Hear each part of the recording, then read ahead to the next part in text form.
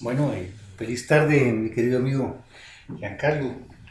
Fue difícil concertar contigo porque parecías como novia así de que no querías, ¿verdad? Y realmente, no sé por qué razón, le tengo un gran aprecio y un gran cariño, creo yo. Tal vez es tu manera de ser, o tal vez porque te conocí antes y hemos sido amigos de mucho tiempo. Y tal vez por mi parte de padre que soy yo, a veces la proyecto mucho sobre jóvenes exitosos como tú. Y tenemos la oportunidad hoy de platicar. Bienvenido a Chas Pregunta. Muchas gracias a todos los que nos escuchan. Ya 17 episodios es bastante, ya va encaminadito y pienso que es algo perfecto en estos momentos de que la gente necesita esa información, esa platicada con las personas que llaman la atención del público, pues pienso yo. Y agradecido por tomarme en cuenta dentro de ese listado, he estado escuchando y empapándome también de historias quetzaltecas y de otros lados que realmente enriquecen la cultura general de las personas y creo que es algo que hay que valorar. Aparte de eso también aprecio el cariño que se me muestra hacia mi persona. Me recuerdo cuando lo miraba actuar y cuando llegábamos a tomar el chocolatito con la familia y nos llegaba a saludar. Y pues en fin, muchas anécdotas, ¿no? De la juventud de Quetzaltenango. Pues muchas de ellas pues realmente son representadas por usted y por otras personas más también del ámbito quetzalteco, pues. Y agradecido realmente y muy contento por compartir un poquito de mi historia. Pues muchas gracias, mi querido Bolaños. El otro pido es, ¿qué? Aldana. Aldana. Ese Aldana me suena como de Oriente, así de Oriente, correcto. Zacapa, por allá. Sí. Así es. Mi papá es de Guatemala, bueno, allá nació, y mi mamá es de Zacapa, de Teculután específicamente. ¿Y qué hacemos en Shela? No sé, más que a mi papá le gustó y se enamoró de Shela y aquí nos quedamos, aquí nos criamos, aquí hicimos toda nuestra vida, pues entonces contentos por eso mismo también, ¿no? Sí, yo siento que no es extraño. Sí, platicábamos ayer cabalmente con unas personas que Saltenango es una mezcla de muchas gentes que originalmente pues ya es una metrópoli y que es una realmente, originalmente hablábamos en otros programas, gente que vino de Europa, de Ujú. Asia, de otros lados que fueron conformando la sociedad quetzalteca, pero que a partir del año 76, después del terremoto, empezó a venir mucha gente a Quetzaltenango.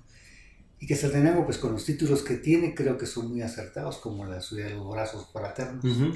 Eso ha hecho que mucha gente se quede a vivir en Quetzaltenango, ¿verdad? Entonces se ha ido pues acrecentando gente que, así como tu mamá que vino de allá, tu papá que vino de la capital, gente que viene de otros departamentos y todo, que por razones de trabajo o por razones de estudio se van quedando y al final van llegando a amar ese Quetzaltenango. Pues. En la metodología que hemos usado en los anteriores capítulos hay una parte interesante y es que la gente conoce a los personajes que hemos entrevistado por sus logros académicos, por sus logros artísticos, su profesión social, y esa pues son como las máscaras que se presentan. Lo que yo trato en una pregunta es de quitar esa máscara o de desnudar a la persona para que conozcamos pues una infancia, conozcamos el entorno, conozcamos cómo creció, cómo fue la familia, la relación con tus hermanos, las relaciones que has tenido realmente y que la gente te conozca más como persona a como mago. Después ya podremos hablar realmente de tus logros en este tema de esa carrera tan interesante, tan mística y misteriosa. Así es que la pregunta que te hago yo es, ¿quién es Giancarlo Bolaños Aldana? Bueno, yo soy una persona activa, me gusta mucho mantenerme al frente de las cosas, mantenerme en movimiento y creo que parte de eso justamente mencionaste tiene que ver mucho con mi niñez.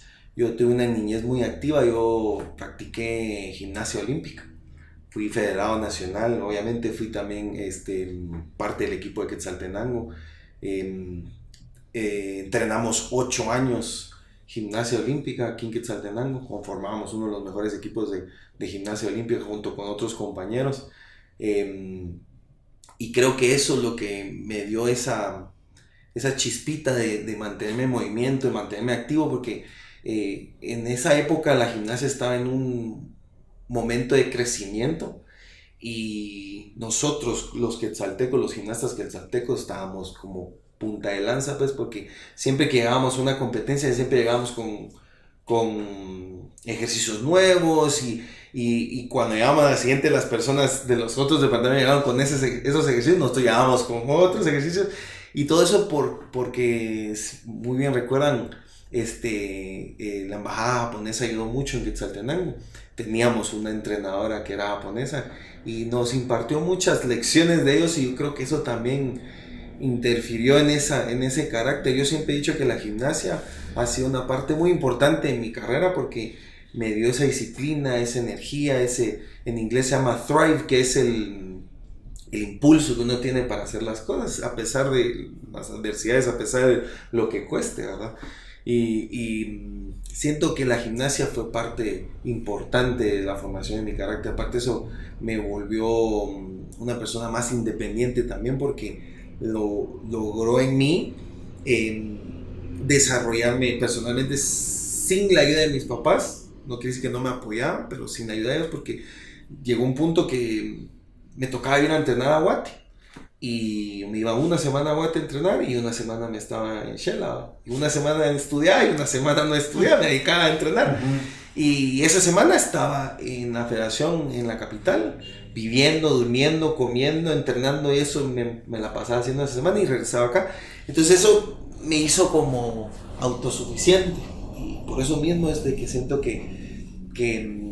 y siempre he dicho que la gimnasia ha sido muy importante en mi carrera, porque sin como esa chispa que me dio, no estuviera yo tratando de hacer cosas nuevas, tratando de traer a magos internacionales a Quetzaltenango, a aprender de estas personas y desarrolló mucho mis habilidades sociales también, porque estando en la capital tenía 9 años, de 9 a 12 años me mantuve así, casi sin mis papás, me tocaba, obviamente a mí, mire, me dice que necesito que me ayuden con esto, yo acercarme a las personas para hablarles, y creo que ahí aprendí ese tacto que tiene que tener, en mi opinión, un artista para dirigirse a una persona, porque al final uno a veces no sabe quién lo saluda a uno, porque pues uno a veces está enfocado en su acto o en lo que uno tiene que hacer, y uno tiene que tratar de ser lo más prudente y lo más condescendiente posible, pues, ¿verdad? Y creo que eso son de las habilidades que la gimnasia y mis entrenadores me aportaron en mí, pues, y creo que fue una infancia bastante alegre, porque no cualquiera podría hacer acrobacia como hacía yo, y me recuerdo que habían ocasiones en los recreos que yo me ponía a molestar, y obviamente llamaba la atención, y sin querer formó esa parte artística en mí, sin querer. Y una vez me acuerdo, hace poco lo recordamos con mi papá, pero mi papá me recordó y me comentó que una vez estábamos platicando y él me dijo que él no sabía cómo o por qué o en qué momento o en qué, pero él alguna vez me iba a ver en algún banner gigante, ¿va? Así. Una marquesina. Exacto. Como que fuera de película o como que fuera tal vez de gimnasta, ¿no? Él nunca supo qué, pero él siempre me imaginaba a mí en ese lugar, ¿va? Y ahora con la magia y todo eso, pues he representado marcas, he hecho todo, y pienso que eso ha sido ayuda, pues, en la parte de la gimnasia, pues, en mi niñez, pues, en mi opinión, ¿no? Luego de eso también recuerdo que entre esa transición de la gimnasia, por cuestiones de burocracia, resulté dejando de entrenar, y mi sueño siempre fue ser campeón olímpico, no sé por qué, y yo creo que eso tiene mucho que ver con las enseñanzas de mis papás, que siempre nos mostraban cosas fuera de lo común. Me recuerdo que mi papá siempre buscaba especiales de magia, películas en inglés, películas modernas en ese entonces, para mantenernos como adelante, pues, y tal vez inconscientemente, pero en mi opinión siempre mantuvo mi nivel de sueño, llámale, en un nivel alto. Pues yo siempre empecé a hacer gimnasia y a los meses mi sueño era ser campeón olímpico. O sea, esa era mi meta, teniendo 9, 10 años, esa era mi meta, campeón olímpico.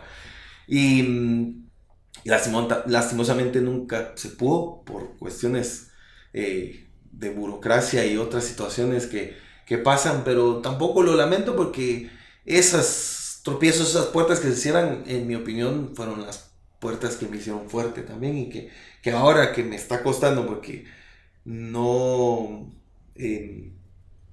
no hay un mago tan representativo en Guatemala como para que salga al extranjero a trabajar.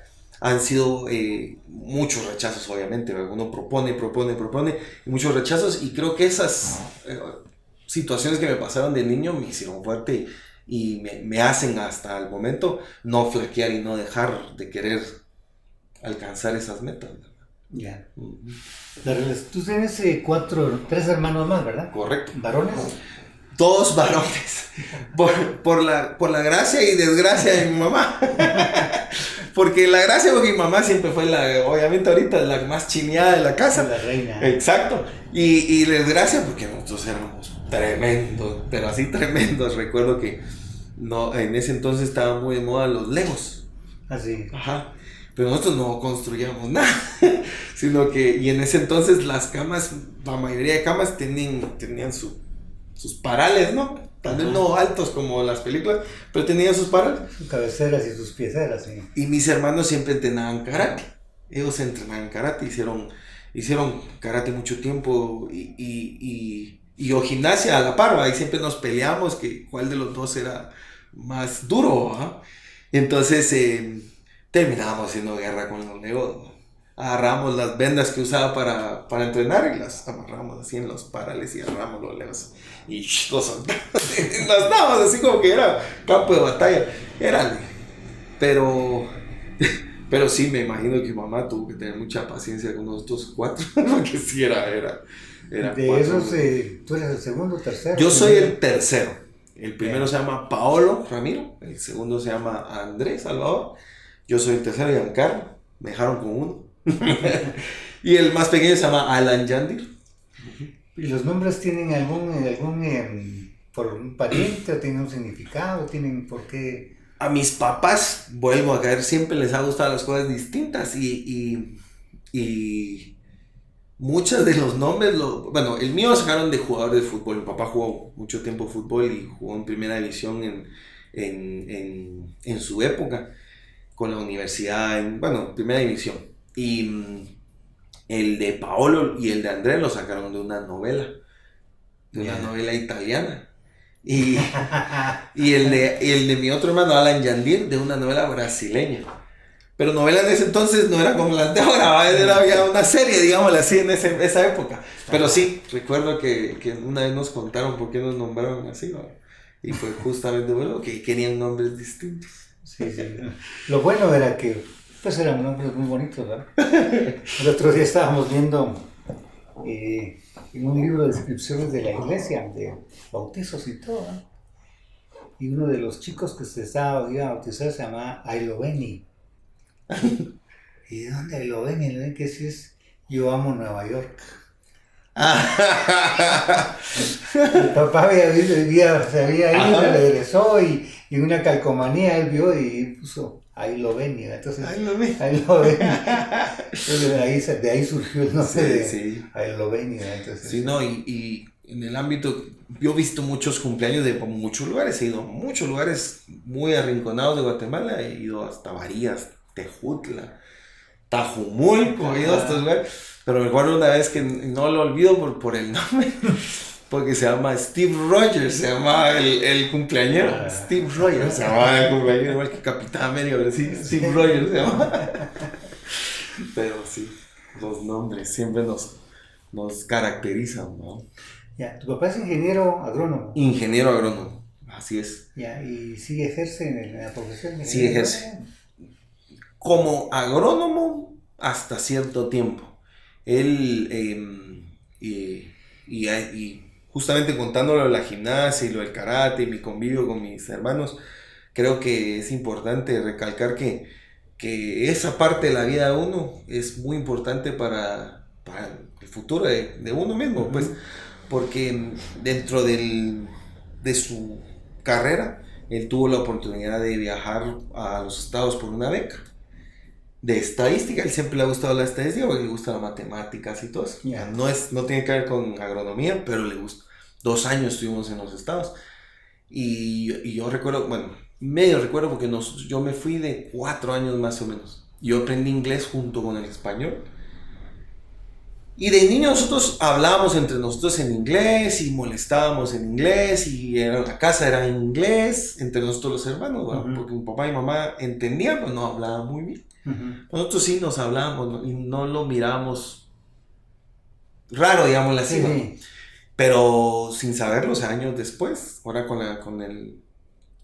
la magia, es parte de lo que hace que logre yo salir al extranjero a trabajar, porque sí hay actividades y festivales de magia donde hablan español, pero la mayoría es en inglés.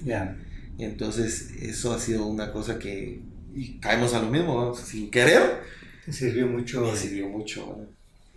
El inglés. Entonces son cositas que uno tiene que hacer la retrospectiva y analizar, porque en mi opinión siempre es bueno entender y saber de dónde vienen las cosas para saber hacia dónde encaminarlas, ¿no? Entonces, y reconocer esos esfuerzos. Mi papá, me acuerdo que nos tenía allá y no trabajábamos, no, o sea, él no trabajaba allá, sino con lo que le daba de su propia beca, con eso sobrevivíamos.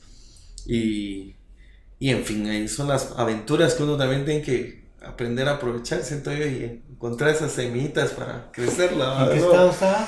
Estábamos en New Mexico, Las Cruces, eso es Texas. Ya. Cerca de la frontera. Mi papá estaba en una universidad y era un campus que tenía casas y todo, entonces nos teníamos, era una como colonia. Vivía una casa, atrás de nosotros vivía una, si no estoy mal, era árabe. O sea, me acuerdo todavía, Mrs. Kashif se llamaba. Porque solo ahí me la pasaba yo. Sí, dice mi mamá que una vez le dijo a ella, déjemelo, regálemelo. Y mamá, no. Dice que esa última semana ya no me dejó ir. Porque voy a secuestrar. Sí, no, dice que, pero varios me pedían. Dice que yo tuve un problema cardíaco de niño que me dio taquicardia. Nunca más me molestó. La cuestión, mamá, la podrías contar un poco mejor, pero por lo que recuerdo que me cuenta mi mamá, yo nací y después de un tiempo como que me costaba llorar, tenía un puje, o sea, me mantenía incómodo y detectaron que tenía una taquicardia. Y un momento de ese periodo me puse muy grave en el hospital y los doctores no sabían qué era, ni sabían qué tenía, ni nada, pues, o sea, y de hecho ya le estaban diciendo a mi mamá que se prepararan, que seguramente yo no iba a pasar la noche, ¿no? Y me puse muy malo y mi mamá me contó que lo único que hizo el doctor fue ponerme un catéter para darme suero, pues, porque era lo único que tal vez podía calmarme, ¿no? Y no me encontraron las venas y me lo pusieron en el tobillo. Y dice mi mamá que, porque ella estaba ahí, dice que cuando lograron encontrar la vena y meter la aguja, solo viene un como chispazo de sangre. Y después de eso me normalicé. Y desde entonces pasé 5 años en revisión de cuestiones cardíacas y todo eso. Y nunca presenté ningún síntoma ni nada. Y en Estados Unidos me llevaban control porque yo llevaba ese y me estaban dando un medicamento y el otro ya no le den nada, si él ya está bien, no tiene nada, está perfecto. O sea, sí. Y después de todo eso, la gimnasia y todo eso, y mamá se ríe porque cada vez que se lo le decían los doctores, se reía porque dice, pucha, es que ese es su hijo, usted que tiene un ritmo cardíaco excelente, perfecto, le decían a ese por la gimnasia, y se reía y les contaba la historia, ¿no? O sea, de pasar una cosa que ajá, a una cosa tan que hasta los doctores que es muy perfecto, decían, o sea, el ritmo cardíaco es una cuestión, le decían a mi mamá, ahorita no sé, pero sí en ese entonces me acuerdo que se reía mi mamá y siempre parábamos hablando de ese tema, por eso cuando me tocaba ir a chequeos o cuestiones así, entonces decía mi mamá que de plano venía con sangre de más, entonces tenía sangre de más. El nivel estaba sobrepasado. Sí, estaba pasando. Okay.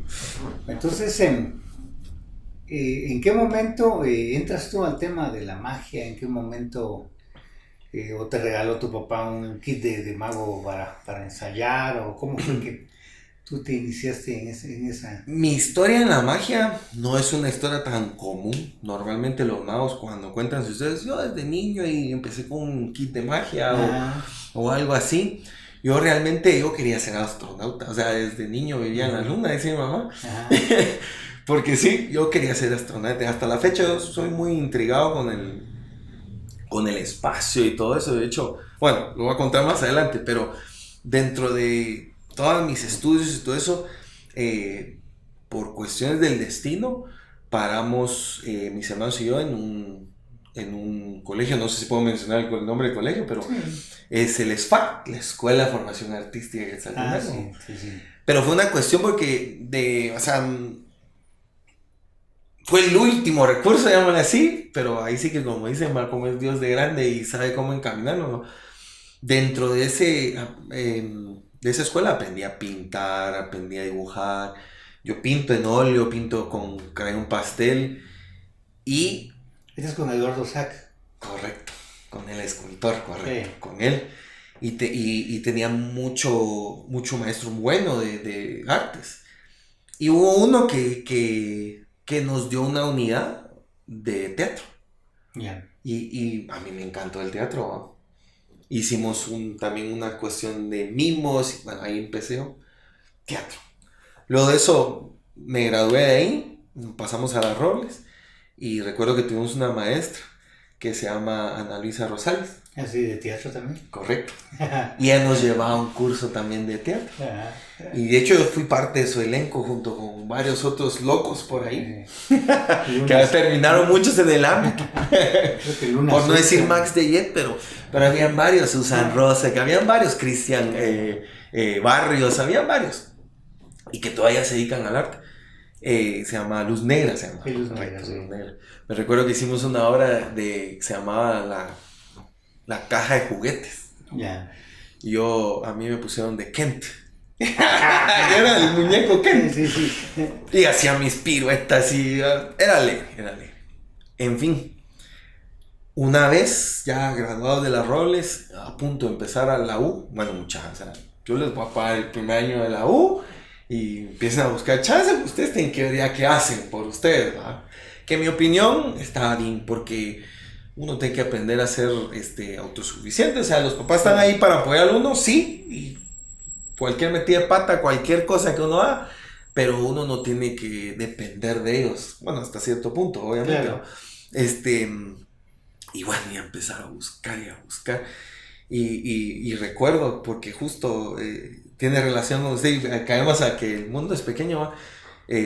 Oscar Mariano Maldonado, el primo, me dijo, su sobrino, me dijo, mira, en ese entonces estaba el DX, mira, en el DX hay un anuncio de Lirtra que están buscando actores.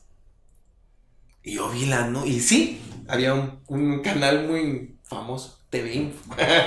Y ahí, chica, como media hora esperando que pasara el anuncio. Y pasó, y copiamos los números y todo, y llamamos, porque yo hacía teatro. Entonces, y nunca había ido a Chutulul, nunca. Y en mi imaginación era, bueno, horas de teatro, ¿va? Calidad, yo ya lo hago, tararara, va a ser fácil, ¿va? Cuando llego, nos sientan y pasan un segmento del show. Bueno, eso es lo que ustedes tienen que hacer, así como... Pero yo no estaba tan al desnudo con la magia, porque mi papá siempre a él también le gusta esas cosas paranormales y cosas así. Me recuerdo que nos logró grabar unos especiales del famoso David Copperfield. Sí. Específicamente uno de los especiales se llama Oriental Express, que él utiliza uno de los vagones del vagón del tren oriental, el Oriental Express, que era un famoso tren de lujo, que lo levita en el aire y lo desaparecía en el aire, ¿no? Entonces yo no estaba tan perdido en el rollo de la magia, pero como es eso, yo estaba tan concentrado en lo que tenía que hacer y lo que hizo la persona que estaba actuando en ese entonces, que yo no me percaté de realmente qué es lo que tenía, o sea, qué es lo que estaba haciendo, pues, ¿no? Me recuerdo que era un efecto que nosotros le llamamos stretching, que es un tubo donde se coloca una chica y la chica en una ranura saca la cabeza y saca las manos. Y en un momento dado, nosotros con la mano empujamos la cabeza para abajo y las manos se quedan arriba y la cabeza cae al piso, ¿va? Uh-huh. Y luego se sube la cabeza y luego bajan las manos, ¿va? Y entonces es como que la estuviera uno descuartizando, una cosa así, ¿va? Y recuerdo que bueno, ahora les toca a ustedes, ¿no? Y sí, lo hicimos sin saber cómo se hacía, ¿va? O sea, nosotros solo lo íbamos a hacer y esperemos funcione, ¿va? Uh-huh. Y sí, obviamente funcionó. Pero yo no me había dado el impacto todavía de lo que estaba haciendo, que le había bajado la cabeza a una persona, porque yo estaba concentrado en actuarlo, ¿verdad? Como lo había dicho el otro. Y al final nos entrevistaron y resultó que yo era el perfect fit, ¿verdad? O sea, el anillo del dedo para ellos, porque estudié teatro, tenía habilidades con mi cuerpo, tenía presencia escénica, etcétera, etcétera, etcétera. Y así fue como entré en el mundo de la magia, tropezado hacia él, ¿verdad? Ajá. Y caemos que todo lo que hice atrás fue lo que hizo que pudiera estar en ese momento, en ese lugar, ¿verdad? Y que me eligieran a mí como parte del elenco. Ya, sí, me acuerdo yo que con Ana Luisa hicimos un par de obras de teatro y hicimos una gira cabalmente con el señor presidente, con ella, ¿sí? Y después también yo le presté el Teatro de la Luna, no sé si tú veniste a actuar al Teatro de la Luna. Un par de veces, ¿sí? Cuando hicimos Jean Valjean, Miserables. Ah, sí, ajá, sí. Entonces sí había una con ella y con Susan, trabajamos pues también sí, en el teatro. En ese momento, pero básicamente dependías de un guión o dependías de un formato establecido, ¿no? Sí. De hecho, fue una cosa bien complicada porque ellos querían que yo fuera la réplica, tal vez exacta, del mago que me antecedía, ¿va? Ah, ya. Yeah. Entonces me ponía a ver videos de él y realmente no era mi estilo, ¿va? Porque el estilo del mago anterior era, de hecho, era como cuestiones de motos y era un pantalón de cuero y etcétera, y su carácter era fuerte. Incluso recuerdo que muchos decían que a muchos niños les daba miedo, pero ese era el estilo de él, ese era su personaje, ¿va? Sí, pues. Y a mí me costaba, porque no soy nada así, pues, ¿va? Me gusta sonreír, a mí me gusta interactuar, entonces me costaba, hasta que bueno, un mes dentro del teatro, recuerdo que empezaron, bueno, hay que empezar a pensar en su nombre de mago, ¿no? Porque vamos a tener que cambiar ya la introducción al nombre de usted, ¿no? Uh-huh. Y a pensar. Y tenía 3 propuestas. Y me recuerdo que la última vez que ya era para definitivamente quedarme, uh-huh, don Ricardo estaba sentado viendo el show, ¿verdad? Uh-huh. Y lo chistoso es de que lo que nosotros esperábamos, incluso el director del teatro, era que él se sentara en las butacas y viera la presentación. No, él estaba a la par de nosotros en el escenario. Hola. Así viendo cómo nos movían, se acercaba, mirando, o sea... Entonces era bien complicado, porque uno está acostumbrado a actuar hacia las butacas, ¿no? Claro. Y él atrás de uno, y o sea, estaba viendo bien cómo yo creo que viendo cómo reaccionábamos sobre la presión, ese era mío. Después, años después, analicé y dije, eso era para ver cómo reaccionábamos bajo presión, ¿va? Bueno, ¿y cuál va a ser su nombre, va? Me recuerdo que le dije uno, no. Le dije el siguiente, no, que no es que no me acuerdo bien cuál es, pero el último sí me acuerdo porque yo le dije Blake. Porque en ese entonces estaba muy de moda el vampiro Blake, de las espadas. Y me llamó la atención ese nombre. Blake. No. ¿Cómo te llamas, ves? Giancarlo, mano. Así mismo. ¿Para qué te tu nombre está bueno? Giancarlo, que se quede. Él me bautizó al final de cuentas, ¿no? Y dejó mi nombre. Y yo creo que fue una de las cosas que a la fecha más me han ayudado. Porque soy yo, pues. Claro. Y entonces después de eso, bueno, unas semanas después, hablando con Cristian Cabal, yo pues fíjate que es que yo necesito ver cómo compongo mi personaje, porque ellos quieren que sea así. Mano, pero es que no vas a poder, porque si ya te pusieron tu nombre, mejor vos inventate tu personaje, ¿no? Entonces dentro de todo eso, Le hablé al director y accedió a que yo empezara a formar mi propio personaje, mi propia personalidad en el escenario. ¿Va? Y todo a raíz porque don Ricardo dejó que usara mi nombre. ¿Va? Entonces pude insertarle cosas mías Claro. al personaje del mago. Personificarlo cabal, sí. Lo que es todos los atuendos, vestuarios y todo, ¿tú los diseñas? Ahora sí, en ese entonces sugería, pero como existía un director en ese momento, De vestuario. exacto, esa persona era la encargada de dar el último, pero siempre me gustaba involucrarme porque, y que mi opinión en ese sentido, Pesar. ajá, porque era yo el que iba a usar el vestuario, ¿no? Colores, etcétera. Eso lo aprendí con la persona que hacía los vestuarios y que dirigía esa parte. Pero ahora sí, de hecho hice 10 años en el IRTRA y ahorita llevo 8 años fuera del IRTRA. Y desde ese entonces que me salí, incluso un poquito antes, yo ya estaba y ya era yo el que pensaba qué colores que usar, ¿no? Sí, pues. Ya. ¿Tiene alguna psicología el vestuario? Sí, bastante. De hecho, dentro de todo el ámbito, y ahí viene una anécdota, y yo recuerdo que fuera del teatro me encontró alguien, el Mao de Chetulul, que es otra cosa, me costó mucho quitarme el Mao del Chetulul, ¿va? Y que me dijeran Mao y Giancarlo, ¿va? Y no Mao de Chetulul. Háganos algo de magia. Y yo todavía era nuevo en ese entonces, yo no estoy en el escenario, no tengo las personas, no están los bailarines, no estoy... Les pude hacer algo, pero me costó mucho, entonces caí en cuenta que no me podía quedar así, ¿va? Tenía que aprender a hacer algo más de lo que estaba normalmente. De las rutinas. Correcto. Y ahí fue donde me adentré un poquito más en el mundo de la magia, ¿va? Y encontré que hay magia infantil, cartomagia, magia con monedas, con cuerdas, de todo. Y entonces, y retomando a esta época con los vestuarios, lo que usted dice, sí tiene un sentido, porque yo al final diseñé un vestuario para show infantil, colores infantiles, que tuvieran que ver con los actos que hago infantiles, un vestuario juvenil, un vestuario formal como para adultos, un vestuario corporativo también, porque a veces necesitan que los colores del vestuario tengan que ver con los colores de la marca, etc. Uh-huh.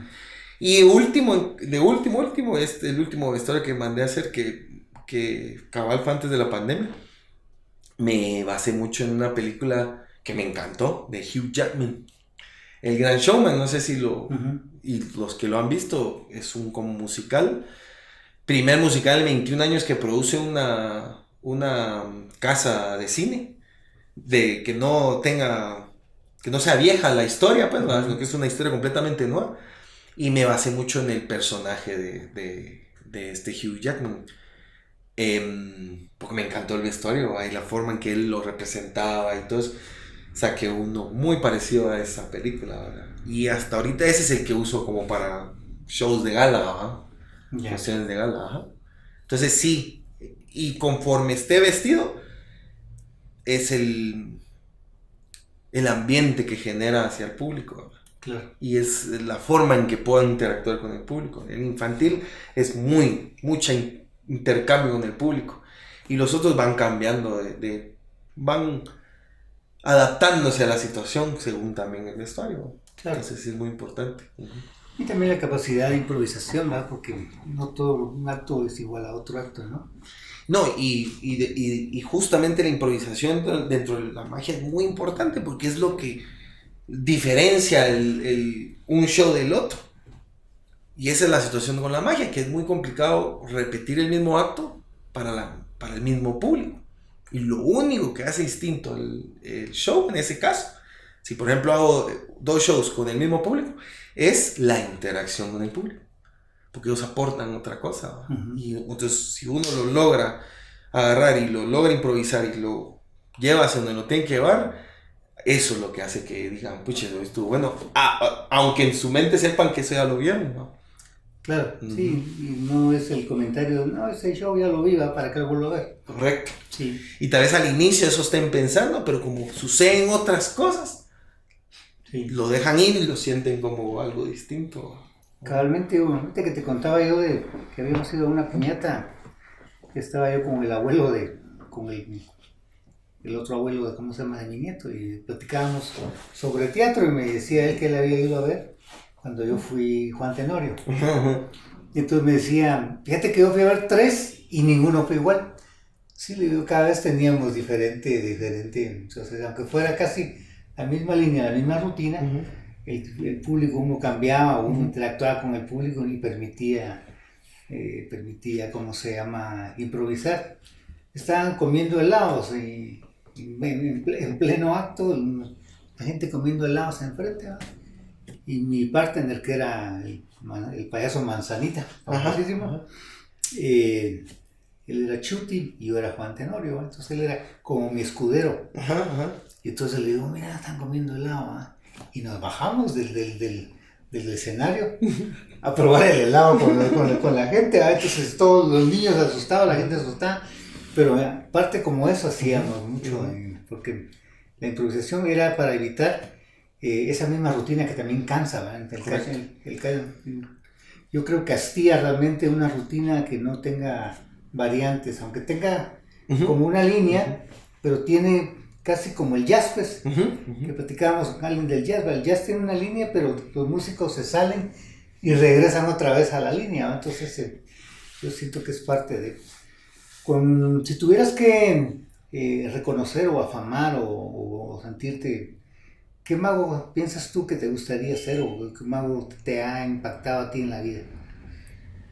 Hay muchos, pero realmente, y eso viene siendo un cliché entre los magos, pues que es real, es que eso es real, justamente David Copperfield, pues realmente fue el primer mago que yo vi en toda mi vida, a la fecha sigue vivo, sigue trabajando y sigue haciendo shows nuevos y sigue llenando el teatro. En Las Vegas pasó algo muy curioso. Hubo un tiempo en que los casinos y los hoteles estaban muy bien y yo lo que hacía era contratar actos por términos largos de tiempo, 10 años. Y era como sacarse la lotería para algunos magos y algunos artistas porque ellos solo tenían que llegar a trabajar y se acabó y ya tenían su plata. Garantizado 10 años mínimo. Exacto. Pero eso evolucionó y ahora con el Soleil y otras cosas que son empresas, pasó otra cosa, ¿verdad? Para botar los actos viejos, lo que hacían estas empresas era rentarles los teatros a los hoteles, ¿no?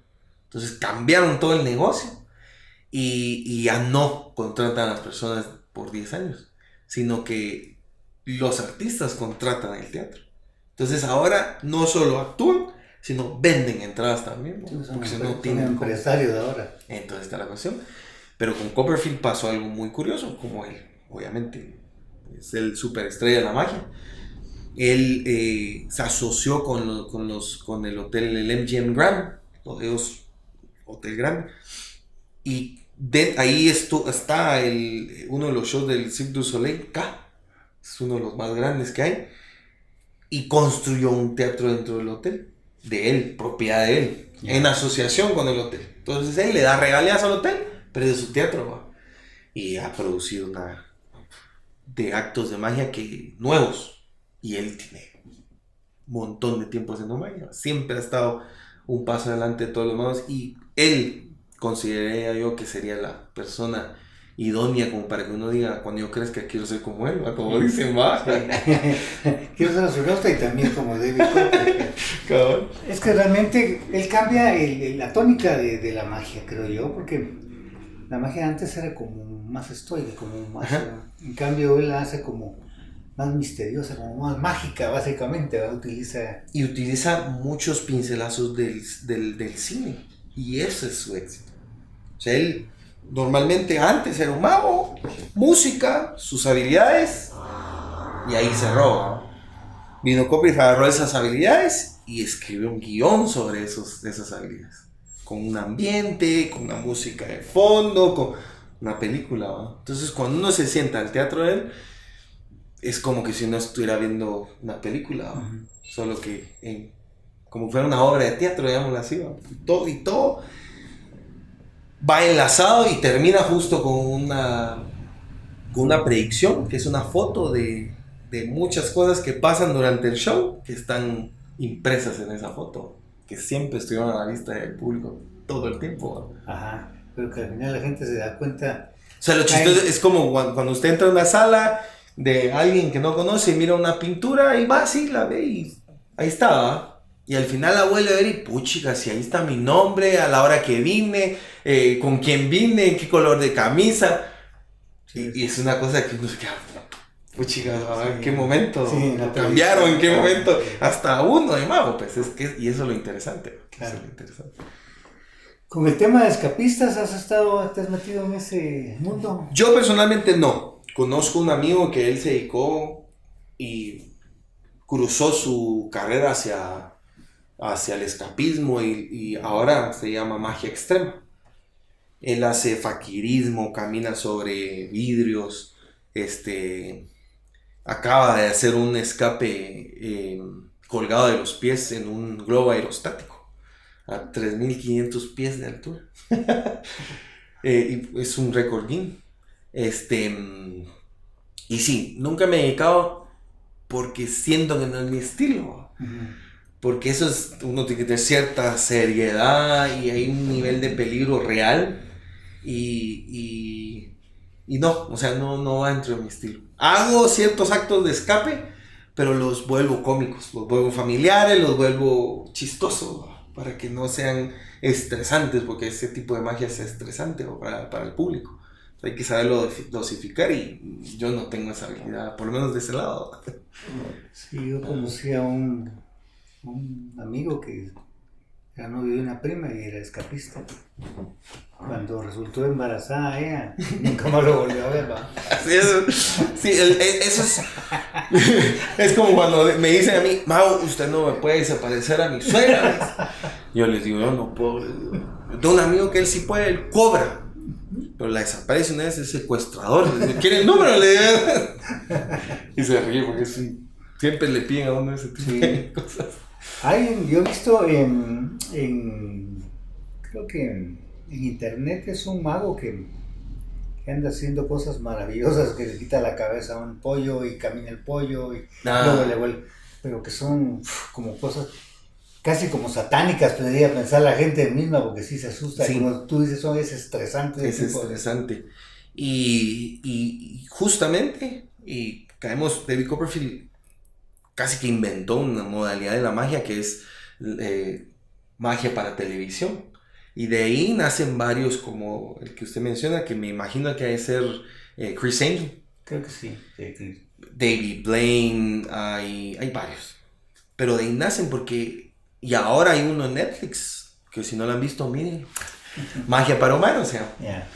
Pero eso ya le han cambiado el formato y todo, y bastante bueno también. Pero él inició ese mundo de la magia por televisión, porque él fue el primer mago que una empresa, una cadena grande de televisión, ABC, le dieron un especial de televisión.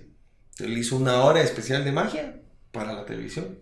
Con gente, ahí fue donde él implementó los guiones y la historia, porque tenía un director de cámara, porque tenía un director escénico, tenía un coreógrafo, todo los fusionó y eso es lo que hizo que él creciera, ¿va? Desapareció la Estatua de la Libertad, aviones, ha hecho de todo a través de la televisión y lo que usted comentaba, porque estas personas se dedicaron a crear magia para cámaras, ¿no? Para formatos de ese estilo, donde uno no interactúa directamente con el mago. Sí, yo pienso, a veces mi pensamiento, por ejemplo, yo miraba magos en televisión, pero yo pensaba que como la televisión se podía hacer, ¿verdad? O sea, básicamente como corte, quito y vuelvo a poner, entonces sentía que no era real, como para estar en vivo, por ejemplo, uno que desaparece un elefante en vivo, por ejemplo, está toda la gente y de repente cae la manta y ya no está el elefante. Entonces cuando yo miraba por televisión, decía, no, pues ni modo, ellos pueden cortar y editar y quitar y volver a poner, ¿verdad? Entonces... Sí, y bueno, por eso es que ahora los formatos de ese tipo de programas son en la calle, lugares comunes, ¿verdad? Para que no piensen eso. Ajá. En la época que empezó David Copperfield, sí habían magia de cine, como le dicen ahora, ¿verdad? Pero no al nivel de ahora, ¿va? Y eso es un arte que en mi opinión se está empezando a morir, porque con el nivel de tecnología y las cosas que pueden hacer en las películas, ya es poco creíble la magia dentro de la televisión, a menos que sea como le decía, alguien en un parque haciendo magia con toda la gente alrededor, paseando y lo que sea, ¿no? Entonces eso lo vuelve imposible y ahí es donde empieza esa chispita de la magia en el público. Yeah. Tus experiencias que has tenido, porque me hablabas locales, me hablabas de Huehuetenango, me hablabas de... Pero has traspasado fronteras. Por la bendición de Dios, sí. He logrado... De hecho, el primer viaje fuera fue acá justamente a Las Vegas. Una convención de magia, que es la más grande en el mundo. Se llama Magic Live. Lo hacen en Las Vegas. Me invitaron porque ellos tenían un programa como de difusión de magia.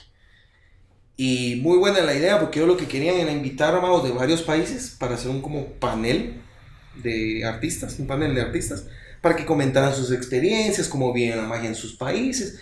Al final de eso, todo eso lo iban a recopilar en información y lo iban a redactar en un libro, para que, como una guía para magos que viajan en el mundo. Yo voy a ir a Guatemala, abro Guatemala, leo cómo es el público, qué tipo de magia han visto, etcétera, etcétera, y en base a eso yo armo mis rutinas porque voy a ir a viajar a ese lugar, ¿no? Yeah. Entonces es como un diccionario, ¿no? Para ver cómo, muy bueno. Y justamente en esa oportunidad pude ir a ver el show de David Copperfield y conocerlo en persona, ¿no? Porque nos llevaron, ¿no? Y fue una experiencia bastante buena. 5 años después regreso a la misma convención y me tomo una foto otra vez con Copperfield, y lo chistoso es que se miraba más joven en esa foto que en la primera. Yeah. Entonces hizo magia. Esa es la magia del Botox. Del Botox y de la cirugía. Pero sí, todo el mundo, no, esa es una estatua de cera, me decían. Se reían todos, pero no. Bueno, y a raíz de eso conocí a magos extranjeros, que poco a poco me fueron jalando. El último viaje que logré hacer, cabal justo antes de la pandemia, fue a China. Estuvimos un mes allá, me contrató un parque de diversiones allá, tipo Chatulul. Ajá. Me contrató un mes. A mí y a como 70 magos más de todo el mundo. Todo el mundo. Y ahí viene la parte anterior que mencionaba que costaba mucho porque no había muchos magos que dijeran, o sea, ¿cuántos magos famosos conocemos de Guatemala? Uh-huh. Y no es que yo sea famoso, pero logré ese lugar por las relaciones que yo formé gracias a la gimnasia, gracias a un montón de cosas que yo soy muy platicador y me gusta interactuar con las personas. Me acuerdo que regresamos 9 de octubre y el 15 de octubre estaban cerrando el país por la pandemia. Entonces me molestaban, vos te trajiste ¿Vos el viste COVID. que trajiste? Yo les decía, no, yo se los llevé, les decía yo. Tenía más lógica, decía yo, molestar así porque yo estando allá y semana después se encierran todos, ¿no? Pero sí, tuve una ciudad que se llama Shenzhen, en Hong Kong, en Shenzhen, y antes de Shenzhen estuvimos en Wuhan, que justo donde sí. Ajá. Yeah. Y una experiencia completamente distinta, ¿va? Porque se conoce muy poco de China, o sea, uno conoce ciertas cosas, pero realmente vivir ahí o estar en ese es una cosa bien distinta, ¿va? Sí, no es lo que vemos en las guías de viaje. Ellos son muy nacionalistas. Allá el producto de ellos es muy bueno, el interno que ellos consumen es muy bueno, lo que sacan es otra cosa, pero el de ellos es muy bueno. O sea, allá andar una Mac, una tablet o una computadora Mac es como andar nosotros aquí una Dell. Y allá tienen su propia marca que es Huawei, que se dice de otra forma, no sé cómo, ya se me olvidó cómo, pero se pronuncia de otra forma. Y ahí sí Huawei se tiene buena computadora. Son muy nacionalistas. Recuerdo que nos daban una traductora, todo en inglés, de inglés a chino. Yeah. Y esta persona nos llevaba a los lugares donde nos tocaba hacer show, y cuando hablábamos nos traducía, nos ayudaba con el público, etc. Y recuerdo que una vez entré al camerino y ella estaba con el teléfono, pero en lágrimas, y híjole, ¿qué pasaría? Dije, pero si yo hice algo malo, dije. Y le pregunté qué le había pasado. Y ella estaba viendo el desfile nacional, porque justamente fuimos para el Día Nacional de la Bandera en China. Y es donde hacen el desfile que parecen robots. Sí, sí, sí. De esos muñecos que uno mira en la calle, en los semáforos que van amarrados con tubos. Ajá, y que mueven sí, uno sí. y mueven todo. Así se miran. No, es que estoy muy orgulloso de mi país. Llorando, o sea, estoy muy orgulloso de mi país. Y, o sea, imagínense. Yo quería estar en ese desfile, pero no pude. Pero, imagínense, yo dije, puchitas.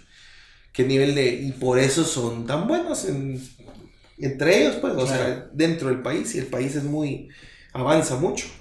Ellos 5 años atrás tenían el nivel más alto de contaminación justamente en Shenzhen y en Shanghái. Y en 5 años lograron reducirlo el 60%. Todos los taxis los convirtieron en eléctricos.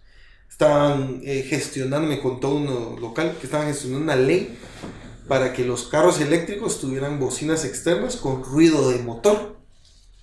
Porque la gente no se da cuenta que venían los carros y los atropellaban, porque eso sí, la parte de tráfico y la cultura vial es nula, vaya, no hay señalizaciones, pero nadie respeta nada. O sea, no, me acuerdo que en una autopista, digámosle, la Roosevelt, un camión de esos de furgón dando vuelta en U. Y todos parados esperando que diera la vuelta, ¿va? Y como media hora dio la vuelta y ya siguió el tráfico. Bueno, sí son acá, es su cultura, ¿va? Y justamente me impactó eso, que ella estaba muy emocionada por que su país, digámoslo así, estaba cumpliendo años, ¿no? Claro. Entonces dije, oh, pucha, o sea, uno también tiene que aprender ese tipo de cultura, no a ese nivel, en mi opinión, pero sí amar lo que uno es, donde uno nace, donde uno está, pues, ¿no? Porque claro, es parte de uno, pues, quiera o no, ¿va? Sí, aquí seguimos peleando si hubo independencia, no independencia. Sí, el 15 la gente está más preguntando, el 15 de septiembre más preguntando de las ofertas de cerveza, que de la, ¿cómo se llama? Que el grito de independencia, en sí era más un grito de, sí. ¡Deme una chela! Sí, esa cultura de ellos es muy, muy, muy especial, muy particular, ¿verdad? Tanto de los japoneses como, bueno, todos los asiáticos, sí, y todo en cierta forma. Sí, son muy disciplinados. ¿Ah? Sí. ¿Y qué tal tu show ahí? La rutina la llevabas ya, o sea, ¿preparaste sí, una rutina especial para sí, eso? Preparé, traduje todo a inglés y con mi amiga que es china, grabé unos audios en chino para ayudarme. Y sí, realmente... Para empezar, el físico uno, el porte uno, la presencia uno, para los chinos es, solo ahí a uno ya pegó, porque no ellos, porque son una cultura muy cerrada y ellos no acostumbran a ver mucho extranjero. A pesar que la población de 15 años no, un poquito más, de 19 años para abajo, el 90% de la población habla inglés, fluido. Ya. Entonces, como un segundo idioma. Exacto. Quiere decir que sí tiene cierta influencia de cultura extranjera, pero para ellos ver a un extranjero en su país es como muy remoto, es una cosa muy exótica, ¿va?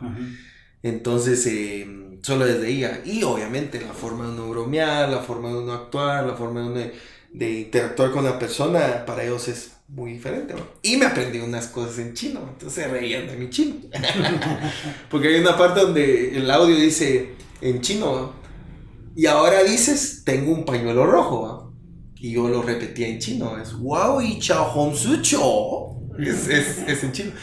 Y tengo las grabaciones que se ríen, ¿va? Pero es como cuando uno escucha a un gringo hablar español, ¿va? Que dice una palabra rara, ¿va? Entonces para ellos, y entonces al terminar, lo estoy diciendo bien, le decía a mi traductor, sí, pero es que es el acento ese. Sí. Pero ¿y cómo es? Pues que lo quiere decir bien. No, así está perfecto, me decía, porque daba risa, pues obviamente. ¿Va? Entonces, eso era lo bonito, que la gente se la pasaba a uno, digamos así, ¿va? Porque uno era extranjero y la pasaban bien, ¿va? Son muy abiertos los chinos. Yeah. ¿Centroamérica? Centroamérica, Costa Rica, Panamá, Salvador, México, en los estados, Cuba y China.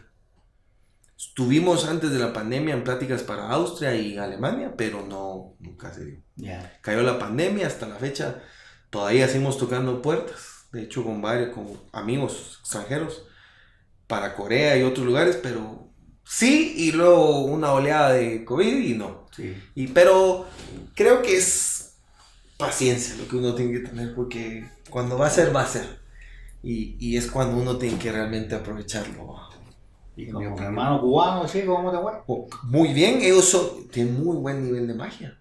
Muy buen nivel de magia los cubanos. Lastimosamente no pueden sacarlo mucho del país, ¿no? O sea, muy pocos cubanos han salido del país y muy pocos son magos, pues así demasiado pocos, ¿no? Pero tienen un nivel de magia muy bueno. Y eso es algo bien irónico, no, es como bien interesante. Uh-huh. La magia latinoamericana en general es muy buena. Es muy buena la magia latinoamericana. Sí. Para la parte de China a mí me costó mucho, porque decían Guatemala. ¿Y quién? ¿O por qué? Y caemos a lo que hablé al inicio, ¿no? Lo que me ayudó y lo que hizo que realmente me aceptaran, aparte que un amigo me sugirió directamente, va con el parque, fue que yo tenía experiencia trabajando en un parque temático. Uh-huh. 10 años trabajando en un parque temático. Yeah. Entonces ellos no son brutos, ellos se metieron, investigaron y vieron y bueno, démosle, va. Eso fue con gastos pagados. Gastos pagados y con sueldo. Ajá. Sí. Sí, no, fue una experiencia bastante buena, bastante buena. Aparte de conocer otros magos, otras culturas, que por cierto la comida china ya solo es comida.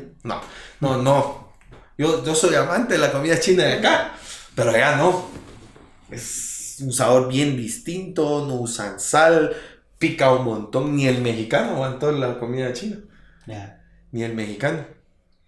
Entonces yo comía, encontré un Walmart. Y comía cereal, sándwiches y de esas sopas instantáneas, ¿no? Solo que sin el polvito, porque el polvito picaba un montón. Yeah. Entonces era masa con agua caliente. No, y fuimos a un lugar que servían una cosa que se llama hot pot, que es un como churrasquera. Ajá. Ponen una olla con agua, tiene un montón de cosas que no se quedan. Por lo que cada quien va como que fuera fondue. Sí. Entonces le pasan las carnes a uno crudas, hay un bar como de especies y uno hace su chimichurri, digámoslo así. Ajá. Que yo iba con una persona china y me dijo este y esto, el demás pica mucho. Y cabal va. Y el agua tenía, no sé, yo creo que eran hongos y verduras y no sé. Eso sí, yo me quedé así como, volvería a China solo por el hot pot. Porque sí, muy bueno, pero pidió un hot pot de agua, no sé qué, porque normalmente vienen en un caldo hirviendo de chile y de especies y es una cosa roja así bien que uno dice, porque la verdad se ve rico, pero pica demasiado y el sabor es muy distinto a lo que uno está acostumbrado a comer, pero así muy distinto. Que es que la que comemos aquí es más cantonesa la comida que nos presentan aquí, ¿verdad? Y está muy le metieron mucho lo anglosajón, ¿verdad? Los gringos, sí. De los gringos, ¿verdad? O sea, sí. Tiene muchos sabores gringos, ¿verdad? También, pero es rica. ¿Qué proyectos tenemos para futuro? Hay un montón. Y ahí viene lo de mi sueño de ser astronauta. Yo le escribí hace poco a los de SpaceX. Yo quiero ser el primer mago en la luna. O sea, haciendo magia, ¿verdad? Sí. Es un sueño, pero yo lo hice porque dije, es una forma de ponerse uno una meta, ¿verdad? Es una forma de decir, bueno, aquí está mi barra, la voy a subir un poquito más, aunque no llegue uno a ese lugar, pero ahí está arriba, ¿verdad? Claro. Desde antes de la pandemia he querido hacer un show de magia en el teatro. Al estilo Chetulul, pero con mis cosas, con mi escritura, con mi guión, con mi música, con mi todo. Estuve a punto de sacarlo, justo después de China, que para mí era el momento de hacerlo, ¿verdad? Porque venía de un lugar, estaba yendo a televisión, estaba yendo por eso mismo. En mi opinión era el momento de hacerlo, y cayó la pandemia. Entonces ahorita está pausado, pero eso es como parte de mi meta, de mis sueños a corto plazo. Largo plazo es poner una escuela de magia. Porque en mi opinión hay mucho talento en Guatemala, específicamente en Xela, y hay mucho mago que se queda en lo básico porque no miran una carrera, ¿va? Porque no miran algo donde uno diga, pucha, yo puedo vivir de esto y bien, ¿va? Entonces, pues una escuela de magia para poder no solo dejarle algo a las futuras generaciones, sino dejárselos bien, ¿va? O sea, con una escuela, con un sentido, ¿va? Dentro de los viajes y estas idas a las conferencias. Incluso existen estudios y carreras para mago. O sea, en España hay una universidad de magia, ¿va? Dentro de todos esos viajes, yo recibí un curso que es la psicología del espectador. Y uno se queda puchi, o sea, uno no se imagina que existiría algo así, ¿va? Y sí, o sea, hay libros, hay hasta fórmulas para uno poder captar la atención del público, ¿va? Claro. Entonces, o sea, hay una versión estudiada del arte, ¿va? Que es lo que creo yo que vale la pena traer y transmitir, ¿va? Transmitir hacia futuras generaciones, ¿no? Para que crezcan dentro de la magia. Sí, es como dejar un legado de algo que a ti te funcionó y que pues es un orgullo para Quetzaltenango y para Guatemala y para el mundo entero, pues, ¿verdad? Así es. Pues yo quisiera que como mago tú me dieras más tiempo, pero la verdad es que detenerlo, sí, que tuviéramos el tiempo, pero nuestro tiempo cabalmente hemos llegado.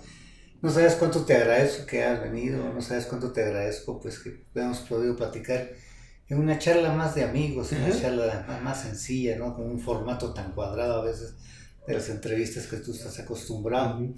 Si alguien quisiera contratarte, o si alguien quisiera saber algo más de ti, ¿cómo puede hacer? Bueno, primero que nada agradecido por el tiempo también. Considero que las personas que nos escuchan también agradecido, considero que lo que uno tiene en la vida, lo más valioso que uno tiene en la vida es el tiempo. Y que las personas nos lo regalen para escucharnos, para vernos actuar, es algo invaluable para mí, ¿no? Segundo, contactarme fácil en cualquiera de las redes como Mago Giancarlo y Giancarlo es GIANCRLO o a través de WhatsApp 4015-9346 y ahí los voy a estar atendiendo personalmente. Pues muchas gracias. Yo quería hacer una magia, pero ya no me dio tiempo. No sé si te voy a dar tiempo, pero no sé si pueda mover la cámara. Mi camarógrafo, yo voy a hacer una magia aquí para ti. Creo que por acá está la magia. Déjame ver. Sí. Pues acá lo ves, es una piña, me parece, ¿no? Ajá. Sí. Por lentes. Ok. Entonces vamos a ver que no tengo nada en esta bolsa. Digo yo, pues. Hay aquí. En esta. Una moneda que no me sirve. Voy a sacar. Entonces no hay nada aquí, ¿sí? ¿Ok? Listo. Vamos a meter las bolsas. Esta sigue aquí. Yo voy a meter esta piña en esta bolsa. Aquí está, ¿eh? La vuelvo a poner para que la vean que sí está. Aquí está. Y la voy a pasar para esta bolsa.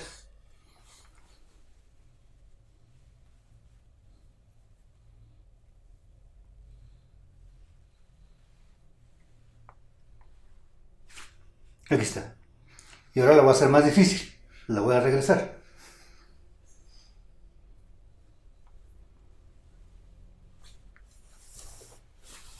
Aquí está. 100 puntos.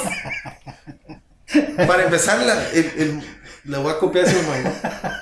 No, la intensidad. No, la verdad es que 100 puntos. Te agradezco mucho, Giancarlo. Muchas gracias. Fue muy rápido para la cámara. Eso Sí, fue lo que sí. pasó, fue muy rápido para la cámara.